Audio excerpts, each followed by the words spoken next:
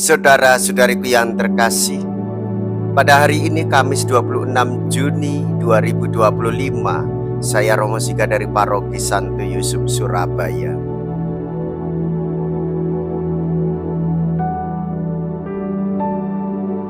Dalam nama Bapa dan Putra dan Roh Kudus, amin.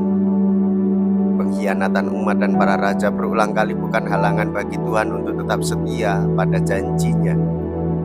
Yesus membuka kedok pengkhianatan itu.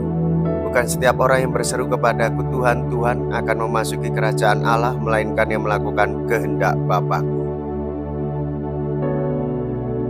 Kita tidak cukup hanya mengenal kehendak itu, tetapi harus melaksanakannya. Mea culpa, mea culpa, mea maxima culpa. Marilah kita berdoa. Allah Bapa yang Maha Kuasa, kami mohon datanglah memberikan sabda penghiburan bila hidup kami terancam perang atau penderitaan. Semoga kami Kau beri pengharapan hidup pada Yesus Kristus Putramu, yang hidup dan berkuasa bersama dengan Dikau dalam persatuan Roh Kudus, Allah sepanjang segala masa. Amin. Tuhan bersamamu dan bersama rohmu. Inilah Injil suci menurut Matius. Dimuliakanlah Tuhan. Matius bab 7 ayat 21 sampai dengan ayat 29. Rumah yang didirikan di atas wadas dan rumah yang didirikan di atas pasir. Dalam khotbah di bukit, Yesus berkata, bukan setiap orang yang berseru kepadaku, Tuhan, Tuhan, akan masuk ke dalam kerajaan surga, melainkan dia yang melakukan kehendak Bapa-Ku di surga. Pada hari terakhir banyak orang akan berseru kepadaku, Tuhan, Tuhan, bukankah kami bernubuat demi nama-Mu dan mengusir setan demi nama-Mu dan mengadakan banyak mujizat demi nama-Mu juga. Pada waktu itu aku akan berterus terang kepada mereka dan berkata, aku tidak pernah mengenal kalian. Nyahlah daripadaku, kalian semua pembuat kejahatan. Setiap orang yang mendengar perkataanku ini dan melakukannya, ia sama dengan orang bijaksana yang mendirikan rumahnya di atas wadas. Kemudian turunlah hujan dan datanglah banjir, lalu angin melanda rumah itu, tetapi rumah itu tidak roboh sebab didirikan di atas wadas.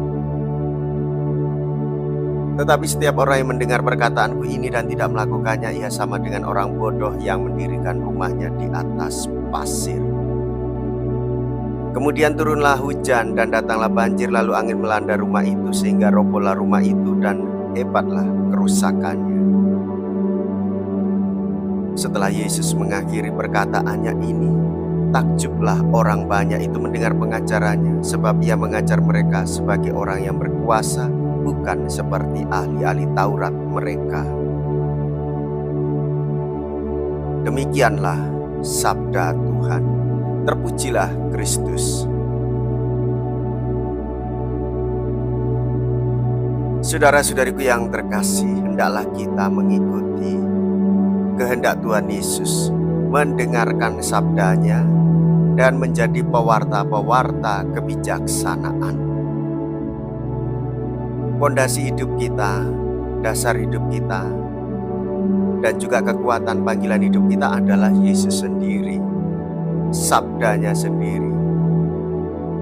Hidup, sikap, dan tindakan Yesus yang menjadi sumber bagi kita semua untuk menjadi pewarta kasih, pewarta kebijaksanaan, dan pewarta kerendahan hati. Marilah kita berdoa. Allah Bapa yang Maha Kuasa dan Kekal, kami mengucap syukur karena telah menemukan seorang saksi penuh wibawa yang telah membicarakan Dikau, ialah Yesus Mesias Tuhan kami. Semoga sabdanya selalu menjadi pegangan hidup kami dimanapun, sebab Dialah Tuhan dan pengantara kami yang hidup dan berkuasa sepanjang segala masa. Tuhan beserta kita sekarang dan selama-lamanya. Semoga Allah yang Maha Kuasa memberkati saudara sekalian, Bapa dan Putra dan Roh Kudus. Amin.